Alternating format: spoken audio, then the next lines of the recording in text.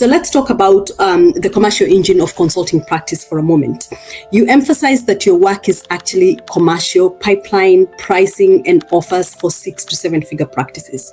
What are some of the most common ways you see consultants unintentionally undercutting their own pricing power? A few things. One is in terms of forgetting the value that they bring to the client. So they'll be a little bit caught up sometimes in, well, I can't really charge more than that, and this is what I normally charge these people, and this is my normal day rate, or I've come out of these contracting kind of pricing. This is what I was earning when I was in a job. And it's all about me. And quite often what I have to do is help them get back over and focused on what the client's problem is, and having a look at working out, well, what is this problem costing the client? So how do you calculate that?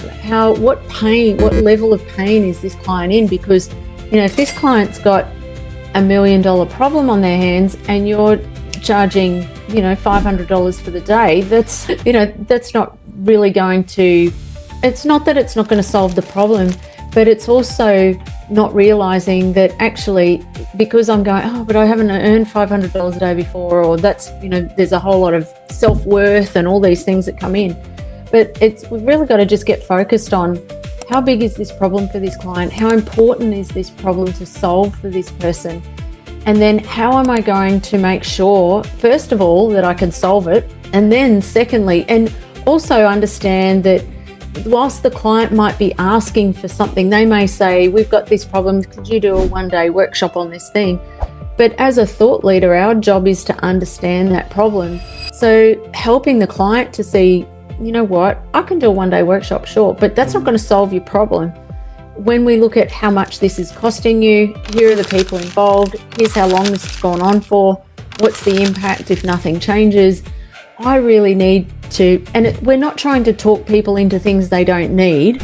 We're just there to really solve the problem. So I think sometimes that I see is that people will be too focused on just doing what the client is asking, as opposed to, you've got to be the leader, you're the thought leader. So our job is to lead the conversation and go, actually, here's the real problem you've got, because you might think you've got this problem, but you've actually got this problem. And here's how long that's going to take me to fix that. So that's the first thing. And then the second thing is working out how to price it so that, and that's aligned with their positioning in the market, the type of programs that they have, the books they've written, the body of work that they have. All those things then start to determine the day rate, and is it worth actually doing that work? And if not, sometimes it's better to refer it to someone else.